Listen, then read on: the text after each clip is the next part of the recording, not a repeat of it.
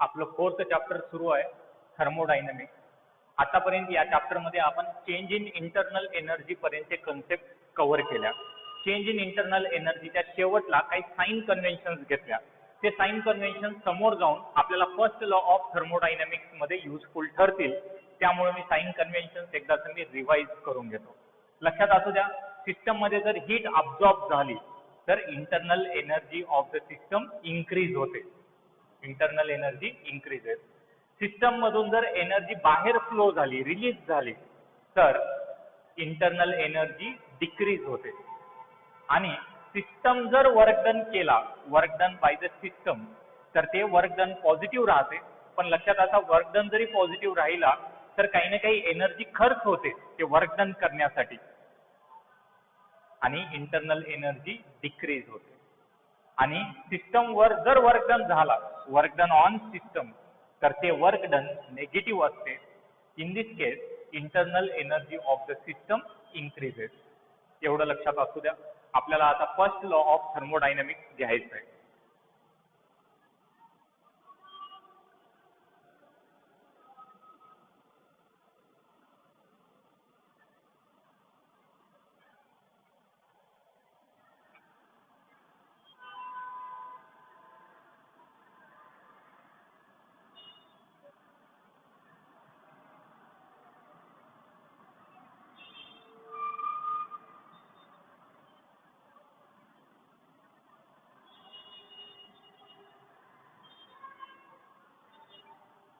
First law of thermodynamics. थर्मोडायनॅमिक्सचा जो first law आहे, आपल्याला हीट आणि वर्क डन मधला मॅथमॅटिकल रिलेशन देते. First law of thermodynamics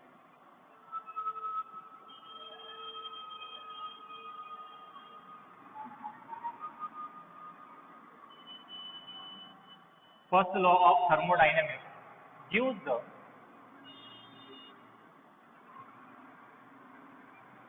mathematical relation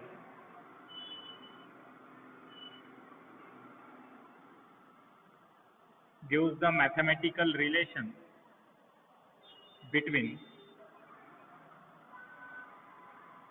the heat and work done.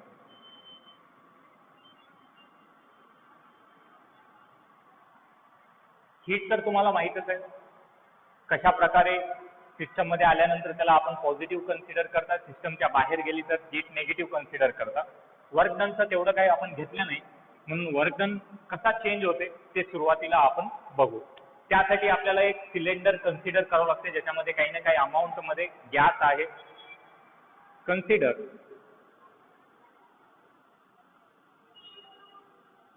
a common thermodynamic system, common thermodynamic system, consider a common thermodynamic system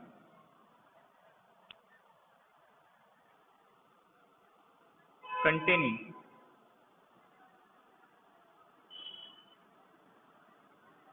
some amount of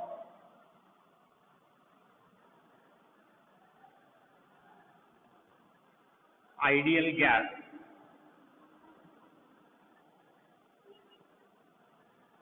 enclosed in a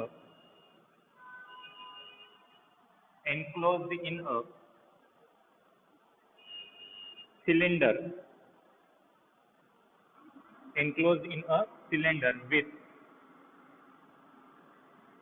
a massless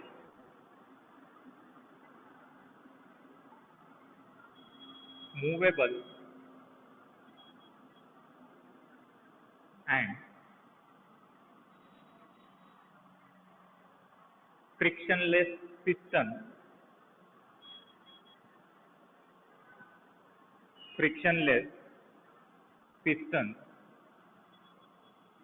attached to it,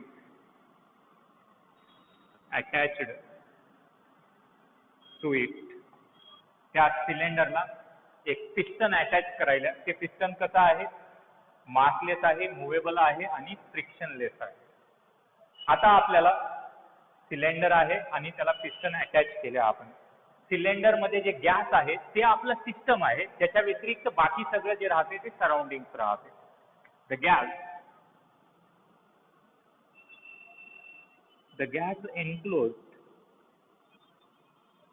the gas enclosed in the system, the gas enclosed in the cylinder is a system and cylinder and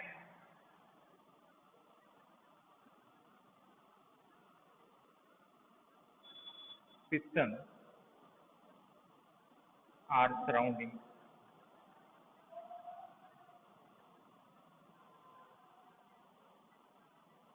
cylinder आणि piston काय राहतात? Surroundings राहतात. आता आपण work done positive कसा होते आणि negative work done कसा होते ते दोन कन्सेप्ट घेऊ. पहिला, पॉझिटिव्ह वर्क डन.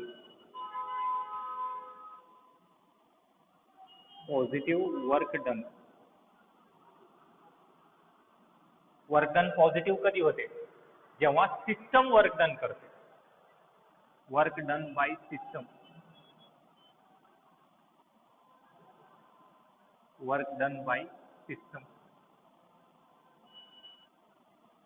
मी एक डायग्राम ड्रॉ करतो इथं.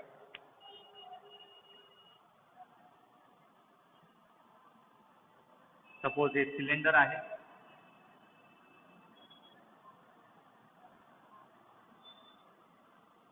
हे पिस्टन आहे. आता सिस्टम वर्क डन करायला आहे, तर ते पिस्टन इकडच्या साईडला मूव्ह करते आणि गॅस एक्सपांड होते.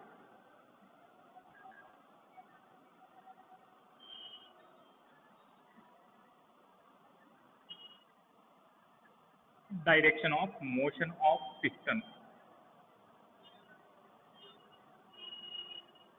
चला लिहून घ्या क्विकली.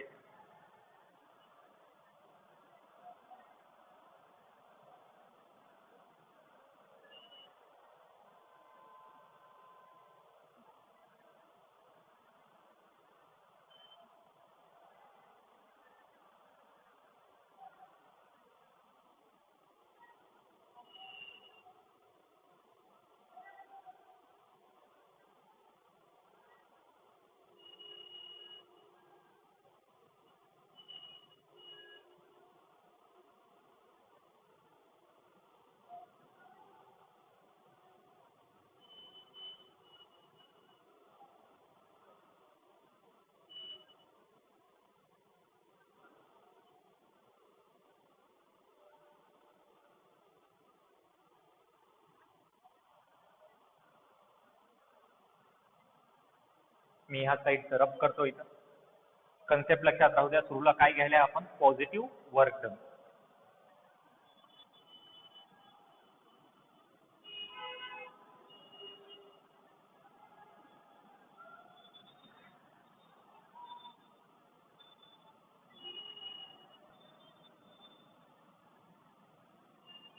आता एक्सपान्शन व्हायला, ऍक्च्युली गॅस काय व्हायला? एक्सपांड व्हायला. एक्सपान्शन होते वेळेस गॅसचे मॉलिक्युल्स काय करतात?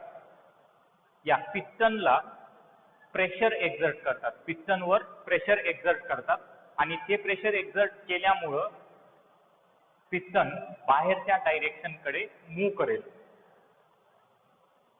During expansion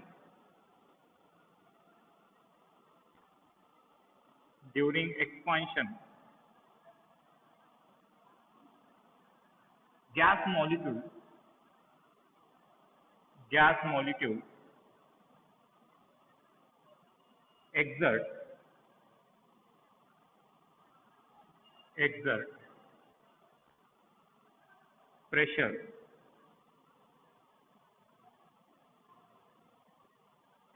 pressure on the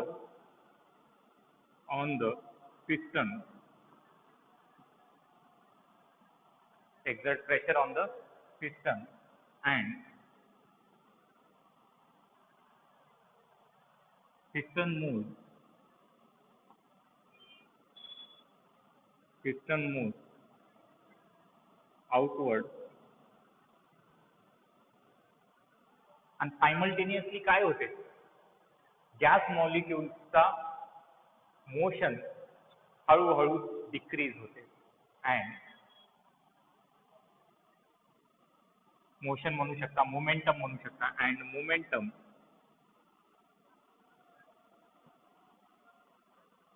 of gas molecule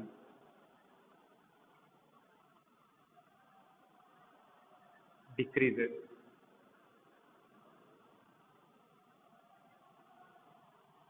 This is positive work done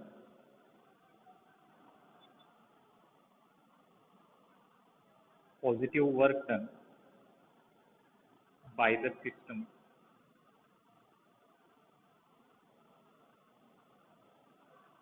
चला लिहून घ्या, डायग्राम ड्रॉ केले ऑलरेडी, हे एवढं लिहून घ्या.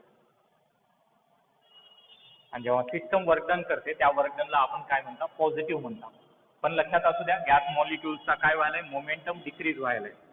याचा अर्थ हे मोमेंटम कधी डिक्रीज होते, त्यांची काही ना काही एनर्जी खर्च व्हायली, खर्च झाल्यामुळं ते मोमेंटम डिक्रीज झालं.